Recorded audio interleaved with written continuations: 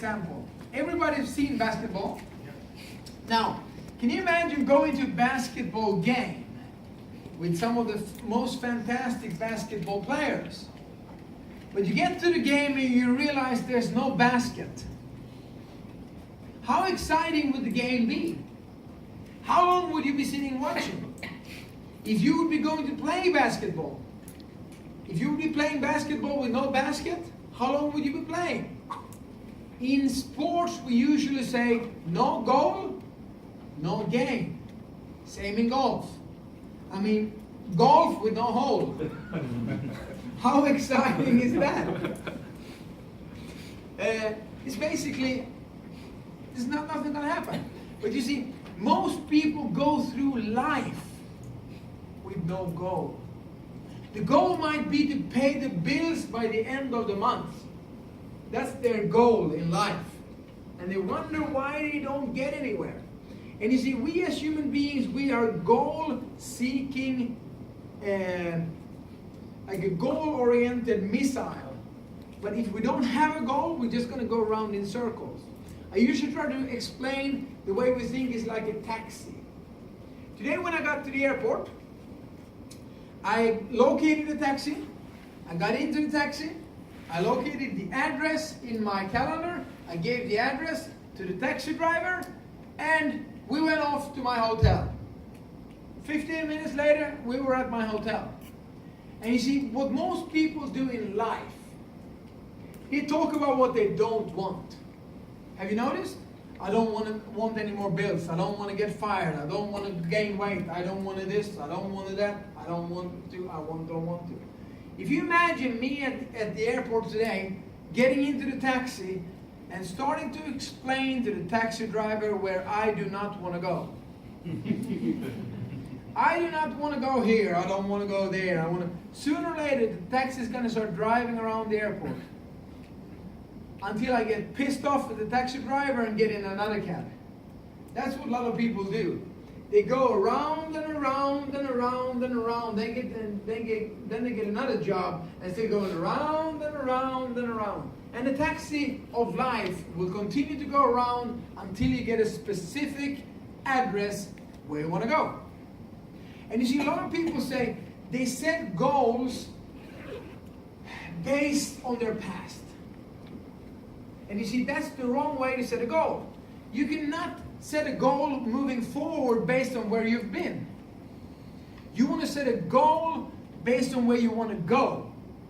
And that's one of the things that you have to learn, because we as human beings, we say that we want to go somewhere, but looking at where we've been, it's not really realistic. And you see, a lot of people say in life, I have to see it to believe it. But when it comes to success, you have to learn to see it so you can, and you have to learn to believe it so you can see it. If you ask anybody that is successful in sports, one of my favorite stories is from the guy that won the Olympic Games in 2004. He was from Sweden. The funny thing with him, he won the high jump gold medal of the Olympics. And that's a pretty big thing. The challenging thing with him is he is 181 tall. I am 181 tall. And he jumped 240. Now, he's always been short. Do you think there was any time in his career when I saw an interview with him when he was talking about when he was 15 years old. His teachers was asking him, Stefan, what are you going to do when you grow up? I'm going to be a high jumper. No, I mean, what's your career going to be? I'm going to be a high jumper. No, I mean, tell me, what are you going to be making money from? I'm going to be a high jumper. Now, how many times do you think somebody told him, haven't you realized you're 30 centimeters too short? Everybody else is 205. You're only 180. But you see, he did not take that fact in. He just believed that he can be the world's best high jumper. It's pretty interesting. You can Google Stefan Holm. He's a pretty incredible. I mean, running like this and jumping straight up, he jumps 170. This high. Just by running, like, whoop, 170. And I mean, 240. I can jump up and touch 240, but throw my body over. I'm a positive guy, but I'm not that positive. So, my whole point, you need to ask yourself, what kind of goals do you have for the next year? It's a brand new year, 2015. 2014 is gone. There's nothing we can do about 2014. When you're at the age of 85, 95, 105, depending on how many vitamins you eat, but when you're going to be sitting in your rocking chair, looking back at life, reading your book of your life, when you're going to be coming up to the page 2014, what is it going to say? For most people, it's a fairly blank page. There's not much to remember. There's not much that you're going to remember 30 years from now, from 2014. But you know what? 2015, it's a totally empty page. You can continue to doing what you've done, and you're going to have what you have. In 2014, 15 is going to be the same as 2014 if you don't change anything. But if you're into, like some of us that are into big change, 2015 is going to be the year. You see, there's two things that are 100%. One of them, we're going to die. The second, we're going to pay tax. Those two is nothing that you can get around. So we're going to come to a point where we're going to be older. And we're going to be looking back at 2015. And you know what? When I'm 105, I'm going to be running around like a crazy man because I eat a lot of vitamins, drink a lot of water, and I eat a lot of good stuff from Nutrilite. But I'm going to be thinking back at 2015, and you know what my reaction is going to be? Yahoo! Because when I read about 2015, the things I did in 2015 that really turned my life around. Why? Because I've learned so much in 2014. You see, like in sports, if you play basketball, when you win a game, how much do you learn? Not much. But when do we learn? When we lose. And you see, in sports, it's normal. We only learn when we lose. But you see, most people, when they lose in life, they think, instead of learn from your mistakes. I've learned so much in 2013 and 14 that there is no doubt 15 is going to be fantastic. And you see, when I'm going to read about 2015, I'm going to be so excited. My kids are going to be so excited when you think about 2015. That's when Dad made all the big things. That's why we have all the things we have today, and so forth. Now, that choice is yours because you are connected to a team of people that are highly motivated, that are also connected to people that are on their way forward. Because everybody here is connected to a couple called Simon and Diana. They live in KL. We're all connected to a couple called Peter and Debbie Cox that lives in Australia. And they're all highly motivated on their way forward. Now, you can all make these decisions. But you see, what you do is, most of you are sitting in the car of life.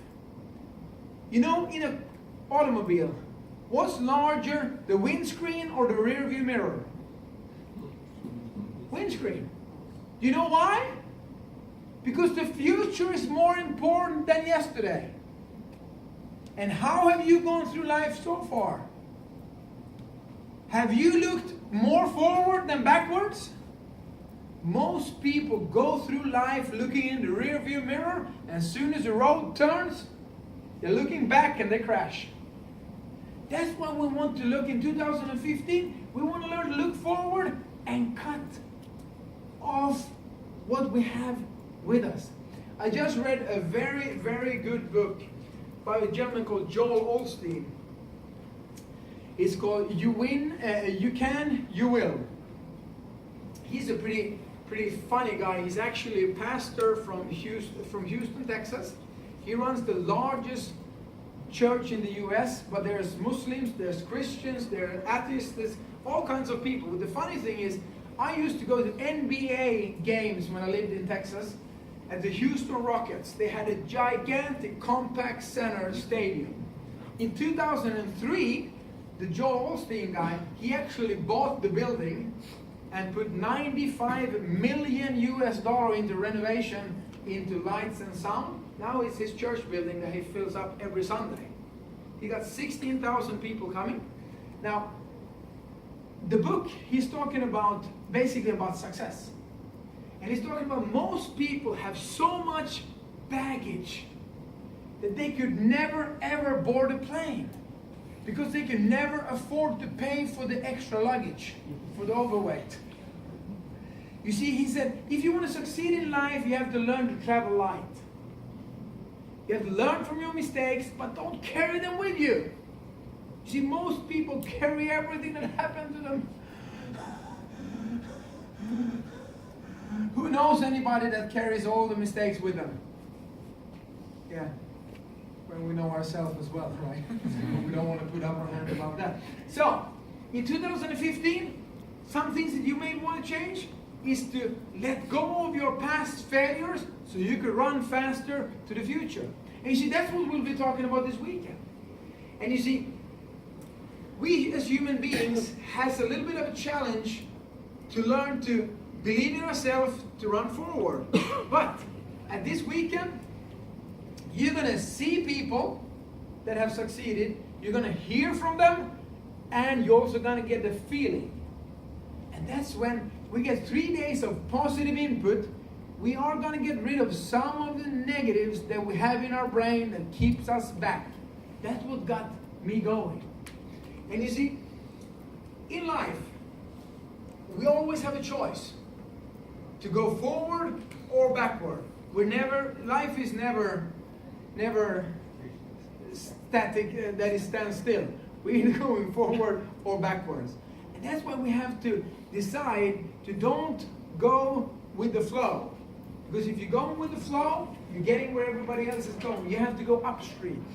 And success is always upstream in whatever you do. I was just this morning reading about a guy that comes from a small village about 500 kilometers north of Stockholm. His mother was talking about when he was about 13, 14, he had for a year and a half been on to her, saying, I want to buy this special computer, I want to buy this special computer, I want to buy this special computer. She was just a nurse. So after 2 years, she gave in. She bought the computer for him, and then she came home one day, and he had put the whole computer into just small pieces all over the kitchen table, because he wanted to upgrade it. To make a long story short, he put so much time into this computer. She got a little bit mad at him. But the article, when they were writing it, he's actually Mikael Persson. I don't know if you've heard of him. He's the guy that just sold Minecraft to Microsoft for $2.5 billion US. $2.5 billion US for a game. He's now 30 years old. He's one of the richer people in Sweden now. He just bought, last summer, he just bought the most expensive apartment in Stockholm. 2 months ago, he also bought the most expensive house in Los Angeles. He was bidding with some other rock star, but he said, I'll put in $70 million US, I'll have it. So the point is, he had a lot of dreams and a lot of goals, and he did not think of yesterday, and he just had a vision of where he wants to go. And I mean, it's just pretty incredible if you just Google Minecraft. I mean, I don't know if kids here play it, but it's very, very large all over the planet. I had no idea about it. My kids were just playing, and I started reading about it. I said, wow. And then I read in some magazines, the that Microsoft is about to buy it for 1.5 million. Then they negotiate it to 1.5 billion. Then they got 2 billion. Then they got another $500 million in. I mean, I like to sit in the negotiation, like 500 million. I want 500 million more. Anyway, there's a crazy, crazy world we're living in. And you see, when it comes to trends, who's in here believes online shopping is going to grow? It's one of the hottest trends. There's 3 types of people when it comes to trends. The people make it happen, the people watch it happen, and the people ask, what happened? And you know who makes the money? The people make it happen. You know who pays? The people ask, what happened? I don't know where you have been with the last couple of trends, but the online shopping, we got an unbelievable opportunity to take advantage of the trend that we have. But if you have no goal, there won't be a game for you. And there's many different ways to set goals. But the most unique thing about setting goals in our business is that you have somebody to help you that have walked the walk and get paid when they help you walk the walk and help you succeed. You see, in most businesses, if you go to any other seminar on motivation or goal setting, they're going to be talking, they're going to do a good seminar, and they're going to probably charge a lot more than, how much is a weekend ticket? 210 ringgit. And how much in Sing? Okay, in 80 Sing, I don't know what kind of goal setting seminar you can get for 80 Sing dollars, but probably not much. And if you go to a goal setting seminar here, they're going to be charging a lot more. They're going to be talking, explaining what to do and so forth. But when you walk out that door, bye-bye, you're off to the next place. Here, when you walk out the door, you're going to be somebody holding your hand and say, what do you want? When you want it? And how, and what are you willing to do for it? That's the exciting thing about goal setting. Now, just to give you a little bit of a perspective when it comes to setting goals, can I write on this? Yeah.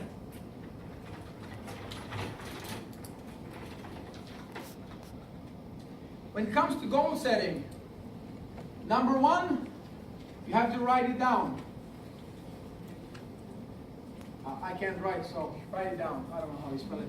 But anyway, why do you want to write it down? Because you have to read it every day. You have to remind yourself every single day about what you want. And what type of goals you want to have. You want to have long-term goals, medium-term goals, and short-term goals. Because the short-term goals is the one going to keep you motivated every day. The long-term goals, so you can see the vision of where you're going. I don't know if you know when in the 1960s, when they shot the rocket to the moon, from the Earth to the moon, 98% of the time the rocket was off track. Because they corrected it all the time, because the Earth is moving, the moon is moving, and the rocket is moving. If they would just aim, fire, they would have missed. That's what a lot of people do in life. They aim, and they forget to fire, but somebody even more, they just fire, then they start to aim. But in our business, we aim, we fire, and we correct on the way. That's why we want to have a long-term goal, medium-term goal, and a short-term goal, and we want to write it down. How do I know how important this is? At my first ever WIS in January 1998, they told me on Saturday night, 3% of people will have a written down goal, 97% won't. And I wrote my first dream list that evening. My number 1 goal that I wrote down, I wanted to quit my job. I had been working for 24 months and I had had enough. I realized there's more to life than selling my time to somebody else. And then I wrote a lot of other things down. And you have no idea how important that list was to me. When I, 1 year later, got absolutely nowhere. I was making no money from this business, even though I was kind of pursuing it. It's like, why didn't I succeed? Because if you're looking at energy, A physics lesson real quick. What can you do with 97-degree water? Besides burning up somebody. What can you do? Anybody that studied physics? Nothing. Nothing. Make a cup of tea. Not even a good tea, because it might be some germs in it. So anyway, but with 3 more degrees, what can you do with steam? Everything. You see, a lot of people in our business, they run at, not 97, but 57. No, but I was maybe at 95 degrees. Why didn't I really move as fast? Because it was the last 5 degrees that made the difference. But still, I looked at that dreams list every day, and I'll show it on Saturday, and I'll go through point by point what I've done, and where it's come from, and how important it's been, how many tears I've been crying when I've been thinking about things that I was afraid of doing, but I did them anyway because I had them written down. I'm going to be talking about the importance of having a written down goal. And you see, on Saturday night, we're going to do a workshop. We're going to have a little bit different Saturday night. I'm not just going to be talking, you're going to be working. Because 2015 is going to make a difference for you. We're going to design your future. And we're going to write it down. So we're going to find out what you're after. And you see, why is it so important to have a written down goal? Because if you do what Skip Ross says, that's another very successful gentleman in our business. He says you need to read your goals every morning, every night. Every morning, every night. And that's success. You read them every morning, every night. In the morning, when you get up, when you eat your breakfast, you read your goals. When you go to bed, you read your goals. Why? Because you feed your subconscious mind. Now, if you ever have tried that for 30 days, then it becomes more like a habit. You see, most people quit reading their goals within 10 days. Why? Because you could lie to your wife, you could lie to your husband, you could lie to anybody except one person, yourself. You see, when you read your goals, you either go out and do something, or you quit reading it. Because why read something that is that stupid that you don't do?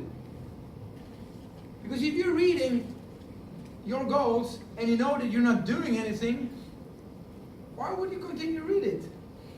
That's why it works. Because when you read it, you get motivated and you actually do something. You see, if you want something different out of 2015, you have to do something different about 2015. And that's the beauty of our business. Doesn't matter if you've been in for 6 months, 6 years, 16 years. This is the first day of the rest of your life. And you could either continue on the path you're going or make dramatic change. And that's what I really love about this business. It doesn't matter who you are, what you've done, you could be the next superstar in Singapore. That's what I really love about this business. The more CDs you listen to, the more you realize that the superstars come from all kinds of different places. And there's not really any particular thing otherwise that they have some dreams and they have some goals. And like I talked about, there's two things that are certain. Taxes, we can't get around taxes. And the other thing is certain, we're gonna die. But when you get to the point that your life is about to end, I read a study that was done, a nurse that was interviewing people that was about to die. They had a long life. And they interviewed the people, and she realized the most common things that people said on their last week of life, that they wish they would have risked more. They wish they would have done more things. And they wish they would not have listened so much to other people's opinions.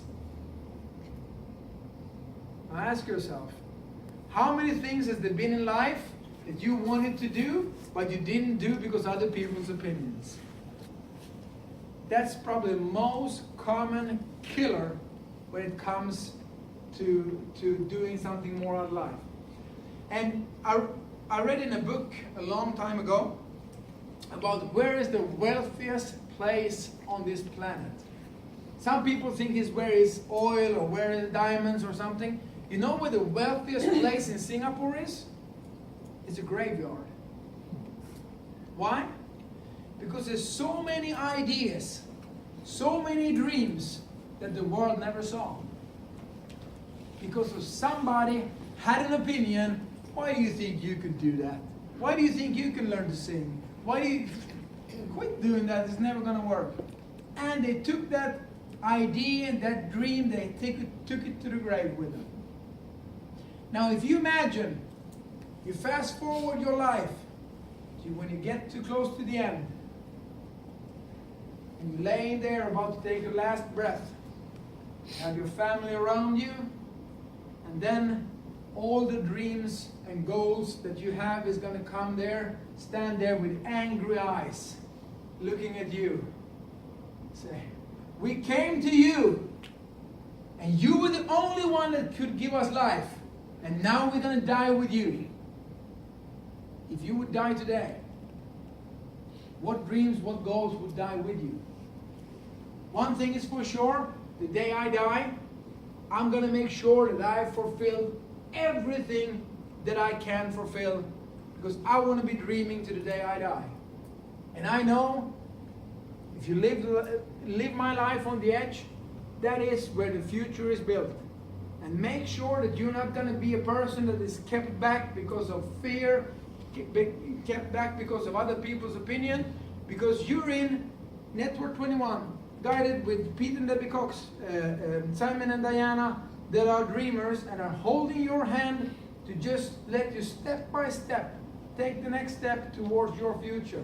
Because times has never been greater to look, people are looking for somebody that knows where they're going.